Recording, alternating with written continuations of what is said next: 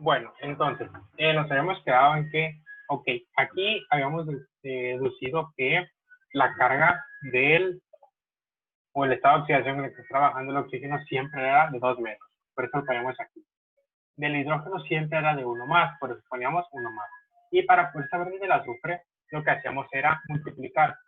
Tenemos 4 átomos de oxígeno, cada uno con una carga de 2 negativas. Por lo tanto, 4 por menos 2, menos 8. ¿Verdad? Entonces tenemos menos 8. Pero todo el compuesto al final de cuentas siempre tiene que tener una carga neta de 0, porque es un compuesto que está pues, de forma natural, y si el compuesto está de forma natural tiene que tener una carga neutra. Es decir, en total la suma de las cargas de todos sus componentes tiene que ser igual a 0. Entonces, si tenemos una carga de menos 8 con el oxígeno y tenemos dos hidrógenos, todos con una carga de 1 positiva o de 1 más, que serían 2 por 1, tendríamos 2 cargas positivas. 2 cargas positivas y 8 negativas nos daba 6 negativas. Entonces, ¿cuánto tenía que tener el azufre para que se pudiera contrarrestar esa carga y al final toda la molécula diera una carga de 0? Era de 6 positivo. Entonces, si este tenía una carga de más 6 o una carga de 6 más, ¿qué significaba? Que pues su valencia, su estado de oxidación era 6 más. Al sumar todas las cargas nos daba una carga neta de 0, ¿verdad? Para este componente es exactamente lo mismo. Si vemos esta partecita SO4, de acá SO4, eso se llama grupo sulfato. ¿Okay? El grupo sulfato por sí mismo tiene esta forma.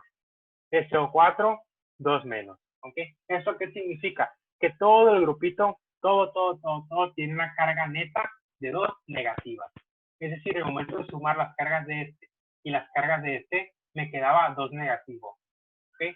Es por eso que si sumamos las dos positivas de este elemento del hidrógeno, se neutralizaba. Es decir, si aquí le ponemos un H2, estamos poniendo dos cargas positivas y todo el compuesto queda neutro. ¿Ok? Pero las cargas de cada uno de ellos es la que vemos aquí. Entonces acá es igualito. Como tenemos SO4, podemos estar seguros de que la carga del azufre aquí es la misma que acá. Por lo tanto, la carga del azufre también es de más 6. ¿Ok? Entonces tenemos menos 8 del oxígeno y tenemos más 6 del azufre. ¿Cuánto nos queda neto al final? Pues menos 8 más 6 nos queda menos 2, ¿verdad?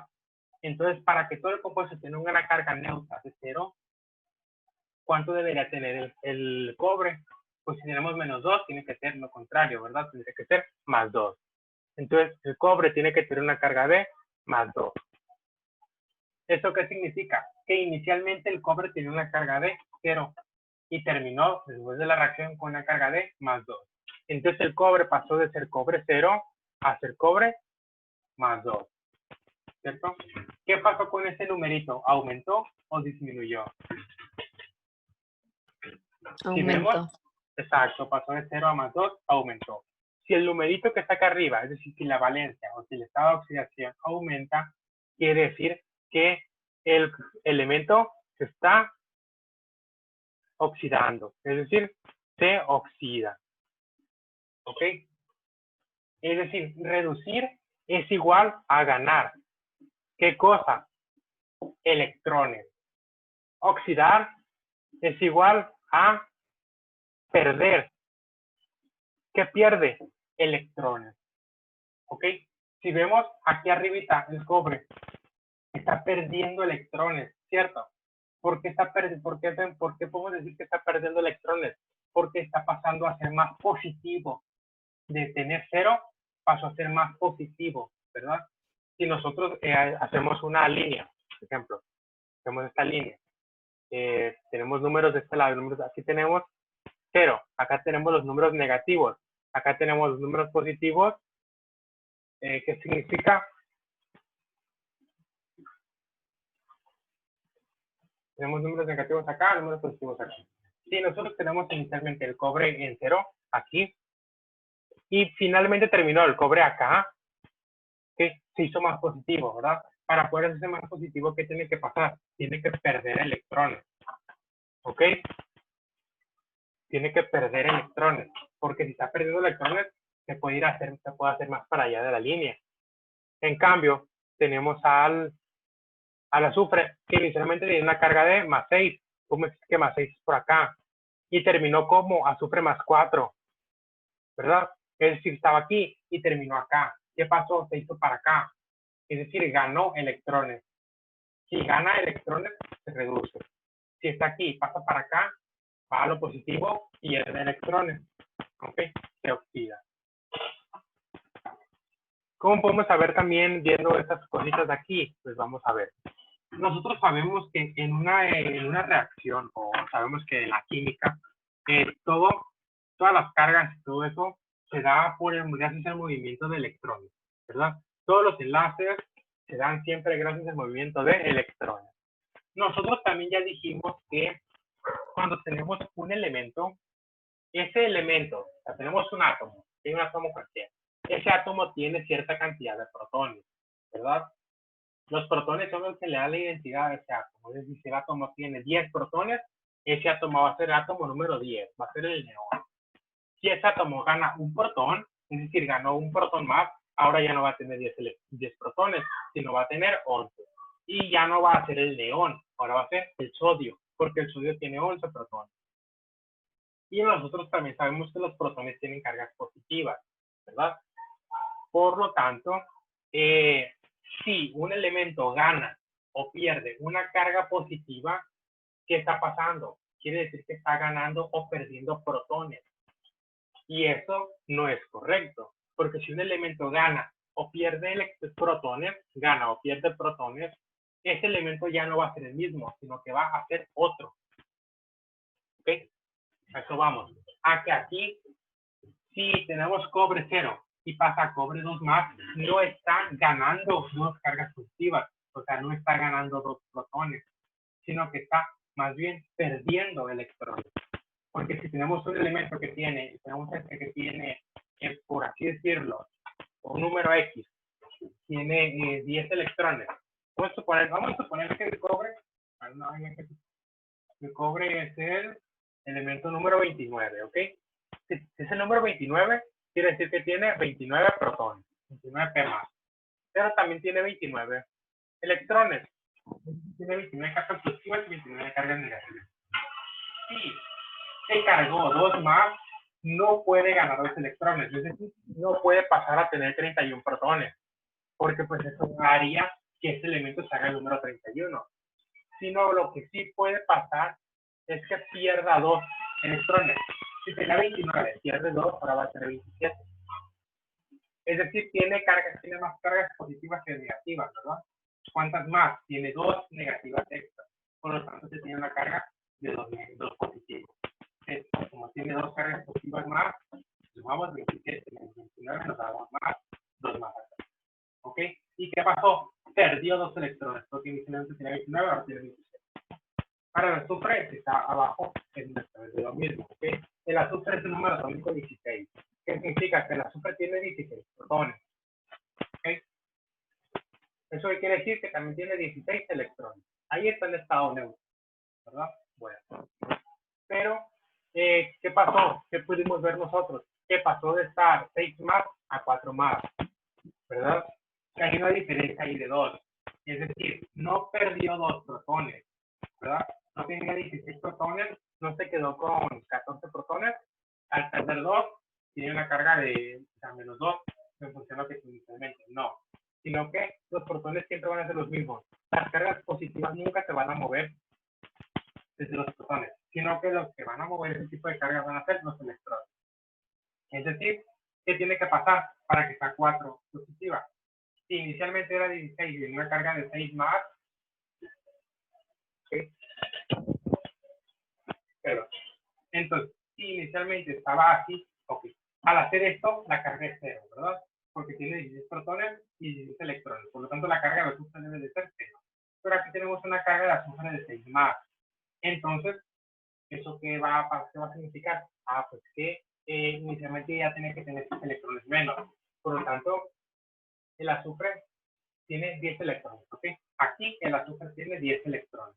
Porque 10 electrones, y es decir, 10 cargas negativas con 16 cargas positivas que hay en el núcleo, que no se van a mover nunca, me da un azufre con una diferencia de 6 cargas positivas. Pero pasó a ser un azufre con solo una diferencia de 4 cargas positivas. Es decir, ya no tiene 10 electrones. ahora tiene 12 electrones, porque 12 electrones, y es decir, 12 cargas negativas y 16 positivas, me da una diferencia de 4 positivas. Es decir, ganó 12 electrones. Entonces, el concepto de oxidar es perder electrones. El concepto de reducir es ganar electrones. Al momento de que un átomo pierde o gana electrones, sus estados de oxidación van a cambiar, ¿ok?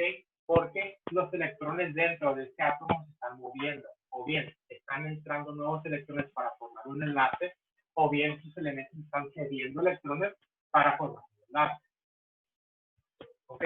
Entonces, eso significa oxidar y reducir, ganar o perder electrones. Cuando hagan el examen, probablemente como lo van a hacer en línea, lo van a hacer pues desde una plataforma, según lo que he estado leyendo, viendo, esa misma plataforma les va a poder, por ejemplo, les va a dar una opción para, vamos a suponer que, no sé, esta es la plataforma en la que van a hacer el examen, ¿ok? Y se supone que les va a dar un cuadrito por aquí por arriba o algo así, en lo que ustedes, si lo clican, les va a dar como pistas para poder resolver esos problemas. ¿Pistas de qué tipo? Por ejemplo, si están en matemáticas, un formulario. O si están en cosas de química, una tabla periódica. Entonces, en esa tabla periódica muy probablemente van a poder visualizar cuáles son los estados de oxidación más comunes de un elemento para poder resolver este tipo de problemitas, ¿ok? Porque si no, ustedes se tienen que aprender siempre que el estado de oxidación siempre del oxígeno es 2 menos, ¿ok? El del hidrógeno siempre es 1 más. Los estados de oxidación de un elemento que están aquí solitos, o sea, un elemento que no está combinado con ningún otro en un compuesto va a ser de 0. Y para poder saber cuál es el estado de oxidación de un elemento en una molécula, tenemos que considerar esas 3 partes. Que el oxígeno siempre tiene un estado de oxidación de 2 menos, el hidrógeno 1 más, y que la suma de todo el estado de oxidación en una molécula es igual a 0. ¿Ok? Entonces, aquí nos decía, en la ecuación esta, el elemento que se reduce es el, y de acuerdo a lo que nosotros ya dijimos, el elemento que se reducía es aquel en el que su estado de oxidación pasó de ser un estado de oxidación mayor a un estado de oxidación menor. Es decir, inicialmente aquí el azufre fue el ejemplo, el azufre tenía una carga de más 6 y terminó como más 4. ¿Verdad? Aquí este azufre no se modificó, si se dan cuenta. ¿Por qué no se modificó este azufre de este compuesto, pero sí este azufre de este otro compuesto? Pues lo que sucedió aquí, si se dan cuenta, es que lo que se combinó con el cobre no fue solo el azufre, sino fue toda la molécula, es decir, todo el SO4. ¿Ok? Todo el SO4 es el que se combinó con el cobre. Entonces, por eso el 6 más de este azufre pasó intacto para acá. Pero para acá ya no, porque acá lo que se mezcló nada más fue el oxígeno con el azufre. Entonces, el que se redujo fue el azufre. Pasó de estar en un estado de oxidación mayor a uno menor, es decir, ganó electrones. Entonces, el elemento que se reduce es el azufre. ¿Dudas? Yo sé que si tienen dudas, pregúntenmelas.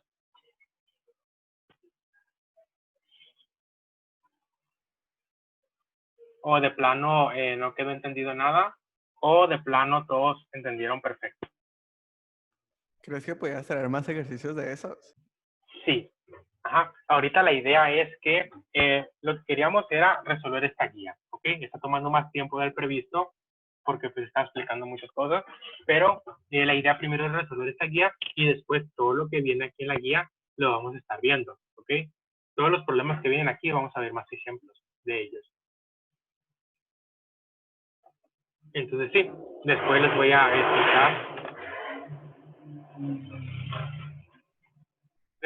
explicar bien cómo calcular todos los estados de oxidación de los elementos dentro de una molécula, ¿ok?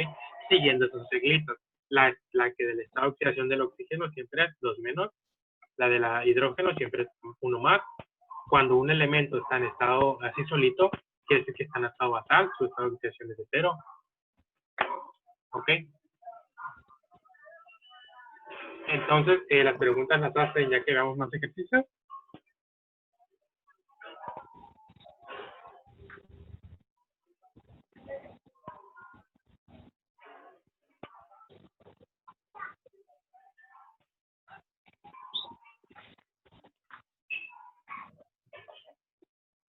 Bueno, pues el silencio otorga. Entonces vamos a la siguiente.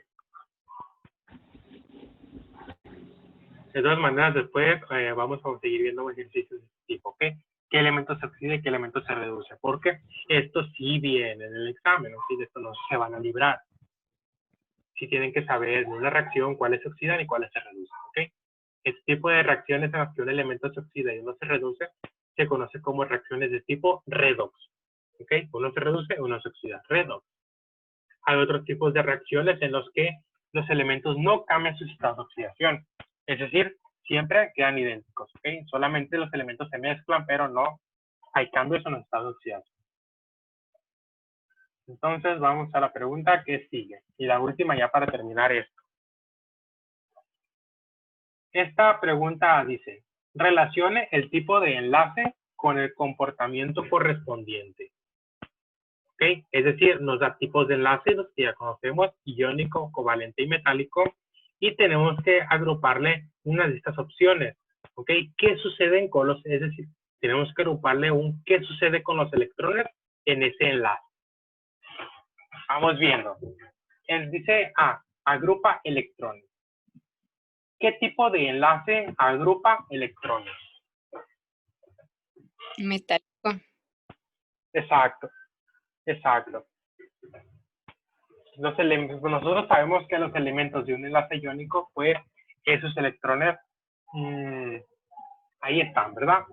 En un enlace covalente, nosotros sabemos que un enlace covalente va a ser un enlace, un tipo de enlace que se da entre dos no metales, ¿verdad? Y gracias a sus diferencias de electronegatividades. Y un enlace metálico, pues va a ser, no lo hemos visto como tal, ¿cierto? No lo hemos definido ni nada de eso. Después vamos a ver las características específicas de un enlace metálico. Pero sí, un enlace metálico es el que se da en un compuesto donde todos sus elementos son metálicos, ¿ok?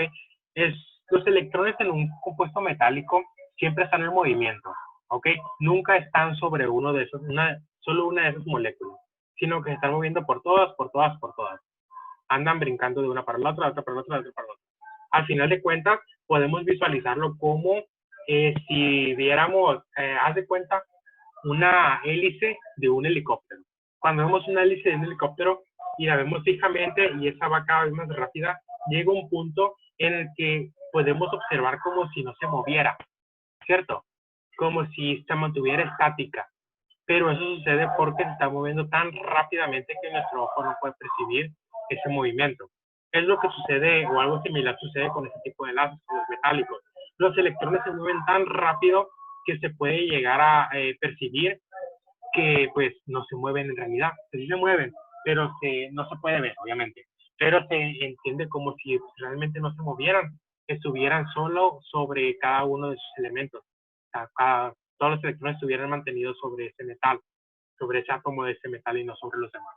Es decir, los elementos metálicos siempre van a agrupar los electrones. Y se los quedan para ellos. Podemos entenderlo como que se los quedan para ellos y nada más. ¿Ok? Entonces, vamos, entonces dijimos que si es metálico, agrupa electrones, sería 3. ¿Qué opción tiene la 3A? Vamos viendo, 3A está aquí, 3A está acá, en la opción B y en la opción D. Entonces vamos con la siguiente. Transfiere electrones. Tenemos iónicos y tenemos covalentes. ¿Ok? Vamos viendo primero con los enlaces iónicos. Dijimos que un enlace iónico es aquel que se da entre un metal y un no metal, ¿verdad? Ok. Un enlace iónico va a ser aquel que se da entre un metal y un no metal. También en una de las preguntas que respondimos aquí, llegamos a la conclusión de que en un enlace iónico, los elementos que lo conforman sí tienen diferencias de electronegatividades, ¿verdad? Y eso lo podemos visualizar fácil, sabiendo obviamente que es la electronegatividad, que lo hemos dicho hasta ahorita, que es la capacidad de un elemento de atraer hacia sí los electrones en un enlace. ¿Ok? Los elementos, los no metales, tienen una mayor electronegatividad que los metales. Entonces, si un compuesto iónico está conformado por un metal y un no metal, ¿qué va a pasar con las electronegatividades de esos dos? Pues una de ellas va a ser mayor, ¿verdad? El claro ejemplo El cloruro de sodio, NaCl. Si nosotros tenemos cloruro de sodio, es una molécula de sodio con un cloro. El cloro es un elemento muy electronegativo y el sodio, pues no tanto. ¿Ok? Entonces, cuando se enlazan, es decir, tenemos la molécula de cloruro de sodio, el cloro tiene una electronegatividad mayor que la del sodio. ¿Eso a qué nos lleva? A que como su electronegatividad es mayor, todos los electrones se van a ir con el cloro. Es decir, el cloro va a atraer todos los electrones hacia sí mismo. Y es decir, le va a quitar los electrones al sodio. Por lo tanto, en un enlace iónico siempre va a pasar lo mismo. El elemento no metálico, el no metal, va a atraer los electrones hacia él. Y va a dejar al metal, en este caso el sodio, va a dejar al metal sin electrones. Entonces, en un enlace iónico siempre hay una transferencia de electrones. ¿Ok? Siempre los electrones se van a ir desde el metal al no metal. Todo gracias a que todo gracias a que el no metal tiene una electronegatividad muy alta y va a atraer los electrones hacia él. El metal se los va a ceder. Es por eso que los metales en un enlace, cuando se ionizan, tienen cargas positivas, porque perdieron los electrones, gracias a que son muy electropositivos, o gracias a que tienen una afinidad electrónica muy alta. La afinidad electrónica también es una propiedad periódica, es la capacidad que tiene el átomo para ceder sus electrones. Entonces, los que transfieren electrones siempre son los enlaces iónicos. ¿Ok? Siempre recuérdenlo porque hay una diferencia de electronegatividades. Al haber una electronegatividad mayor en el no metal, va a traer los electrones hacia él, es decir, el metal se los está cediendo. Entonces, transfieren electrones en el enlace iónico, sería 1B. Entonces dijimos que 3 era el A, entonces si tenemos 3A, tenemos 1B, ¿verdad? Entonces tenemos 1B. Y tenemos 3A en el otro, y pues ya nos queda por descarte el 2, sí. Vamos viendo, con esos covalentes, comparte electrones. Dice que aquí es covalente y comparte electrones. La opción que nos quedaba. Y vamos viendo. Los enlaces covalentes son los que se forman entre dos no metales, ¿verdad? En ocasiones, ambos no metales tienen diferencias de electronegatividades muy similares. Por ejemplo, las moléculas diatómicas. El oxígeno diatómico, el oxígeno molecular. Entonces, los enlaces covalentes, al tener electronegatividades muy similares, ¿qué va a pasar con los electrones en ese enlace? Pues simplemente se van a compartir, ¿verdad? Ninguno de esos dos elementos va a tener la capacidad para atraer con más intensidad los electrones hacia sí mismos. Es decir, solo se van a compartir en ocasiones exclusivamente. Claro, en ocasiones, por ejemplo, cuando se dan los casos de elementos polares, que son entre un metal y entre dos no metales, pero uno tiene una electronegatividad mayor, esos electrones se van a estar más hacia el lado del elemento electronegativo. Por ejemplo, la molécula de agua, el oxígeno tiene una mayor electronegatividad que el hidrógeno, por lo tanto todos los electrones están del lado del oxígeno. Entonces podemos ver que hay una transferencia de electrones, ¿verdad? Pues sí, se puede entender como una transferencia de electrones, pero al final de cuentas, en un enlace covalente, los electrones solamente están compartiendo, ¿ok? Ambas partes, ambos elementos están dando electrones para que se forme el enlace. Pero en los enlaces iónicos, a veces esto no sucede. En los enlaces iónicos es más común que el metal no tenga electrones. Es decir, el metal ya perdió sus electrones, los perdió, por ejemplo, cuando el no metal se acercó a él, se los arrancó, se ionizó y se unieron. ¿Ok?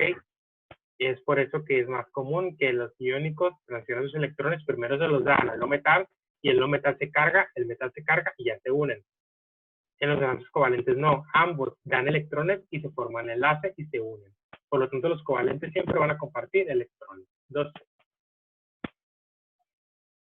¿Alguna duda con esto?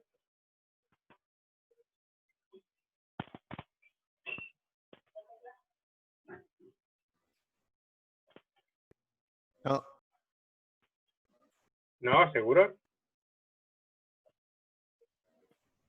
sí, Ok. creo que sí. Bueno, vamos a suponer que sí. Pero pues, no sé, la verdad. Ese silencio como que no me da buena espina. Pero bueno, entonces, prácticamente ya llegamos a la pregunta 22 de la guía, es decir, la parte de química pues ya se acabó. Ok, ya vimos todas las preguntitas que habían aquí para química. Ok, que es lo que vamos a ver nada más de esto, a nosotros aquí. Ajá. Pues ya las demás, si le damos siguiente, pues ya nos empieza a preguntar cosas de biología. Pues ya nos pregunta cosas de biología, cosas que pues van a ver con Mitra y conmigo. Si quieren usar esta guía para poder, para pues entenderle, o para volver a ver las preguntas nada más, o yo qué sé, por ejemplo, se pueden, cuando la abran, vamos a cerrarla completamente. ¿Ok?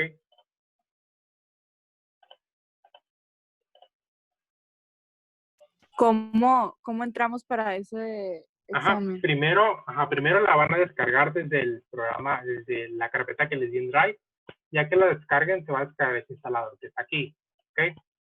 Primero lo instalan tal cual, doble clic, le dan siguiente a todo y pues hasta que se instale. Ya que se instala, la vamos a ir a buscar, porque regularmente no aparece aquí. Creo que no hay una opción para que aparezca en el escritorio o no la vi. Pero pues si no aparece en el escritorio directamente, buscamos, ponemos GU, perdón. ¿La podemos instalar en celular? No, solamente en computadora. Y no estoy seguro, pero creo que solo en Windows. Creo que no se puede instalar en Mac. La verdad no sé, no tengo Mac, nunca he tenido y quién sabe si se puede instalar ahí. Es un archivo con extensión MSI. No sé si permite instalarse allá. No, Windows instala. Solamente para Windows. Nada más. Pero bueno, ya que lo instalan, se van. Ok, se van, escriben guía, pero ojo, acento en la I, si no, nunca lo van a encontrar. Y la abren. Ya que la abran, les abre esta ventana que está aquí. ¿Okay? Les pide un usuario y una contraseña. Para poder, el usuario y la contraseña, ¿dónde lo van a encontrar? Ustedes lo tienen que crear. Le dan clic aquí, regístrate aquí, y les abre esta ventanita con 3 opciones. Aquí ponen un usuario. ¿Cuál usuario? Cualquiera. Por ejemplo, este usuario. ¿Okay? Ponemos un usuario y una contraseña. ¿Okay? ¿Qué contraseña? La que querramos. Confirmamos la contraseña y le damos en enviar. Dice usuario creado, ahora puedes iniciar sesión. Damos en continuar y aquí automáticamente ya nos aparece nuestro usuario. Si no, pues no se va a aparecer nada. Y ustedes lo escriben. Escriben el usuario que acaban de crear, escriben la contraseña que acaban de poner y le dan ingresar. Y automáticamente les abre.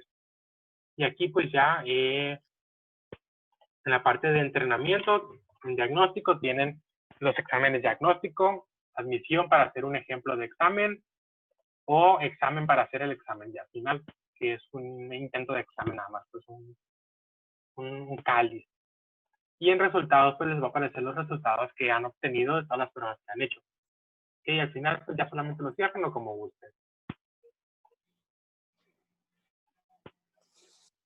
Ahora, no sé si recuerden, pero hace tiempo les pasé una guía por WhatsApp, ok, un documento en un PDF con unas cosillas escritas, ok. No sé si recuerden, ahorita se los voy a volver a reenviar para que la tengan. Pero pues era... sí, por favor. Era más o menos... Era este archivo que está aquí, ¿se ven? Son varias hojas. De hecho, el último día que íbamos a verlos, ya lo llevaba impreso. Que al final de cuentas me quedé con una mochila llena de hojas impresas. Pues a ver si los veo algún día. De pérdida para dárselos, para que usen papel reciclado. Pero bueno, aquí en esta guía trata cosas que de forma más o menos sencilla, ¿ok? Traté de resumir lo más posible todo. Comencé explicando pues que era un modelo atómico y los ejemplos de los modelos atómicos que han habido hasta el momento, ¿ok? Desde el primero hasta el más actual. Estoy comenzando con el modelo atómico de Dalton, de Thomson, Rutherford, Bohr y el de actualmente la mecánica cuántica. Y de forma sencillita describo los puntos clave de cada uno de esos átomos, de esos modelos atómicos, perdón. Luego tenemos la sección de átomos y isótopos de iones. ¿Ok? Aquí definimos qué es un isótopo, qué es un ion. ¿Ok? Hay que tener siempre claro eso, isótopo e ion. Isótopos sabemos que son dos elementos que tienen diferente número de neutrones. Y aquí explica, ¿ok? Los más conocidos, carbono 12, carbono 14. sea, al final de cuentas, se dan cuenta, la masa es diferente. Lo único que cambia es la masa. Los electrones son los mismos, los protones son los mismos. Otro ejemplo claro, el cloro. De forma natural, el cloro se encuentra como cloro 35 y cloro 37 en una combinación, en una mezcla. Es decir, una molécula de cloro con masa 35, moléculas de cloro con masa 37. Los iones, ya sabemos, son átomos cargados. Es decir, son átomos que ganaron o perdieron electrones. Y también describimos las partes principales de un átomo, que es el número de protones, el número de electrones y el número de masa, que es la suma de todos los nucleones. ¿Ok? Y tenemos características o propiedades de los metales y los no metales. De forma general, características principales de los metales, características principales de los no metales. Luego tenemos características principales de los gases nobles. ¿Ok? La más representativa de ellos es que son inertes y tienen completo su objeto. Luego tenemos, pues, así a grandes rasgos, tabla periódica, que pues ya saben, lo que tienen que saber nada más es que las líneas horizontales son los periodos, las líneas verticales son los grupos. Tenemos 18 grupos, y tenemos 7 periodos. Luego tenemos lo que hemos visto hasta ahorita de enlace, ¿qué tipos de enlace? Aquí expliqué más o menos lo que son los tipos de enlace que hemos visto: enlace iónico, enlace covalente. Tenemos enlace covalente polar y enlace covalente no polar. Y luego están lo que son las interacciones electrostáticas, o lo que vimos de los puentes de hidrógeno, las fuerzas, las de Van der Waals, las de London. ¿Ok? Lo que más van a ver aquí son las dipolo-dipolo, las de Van der Waals, puentes de hidrógeno. Es lo que tienen que saber nada más.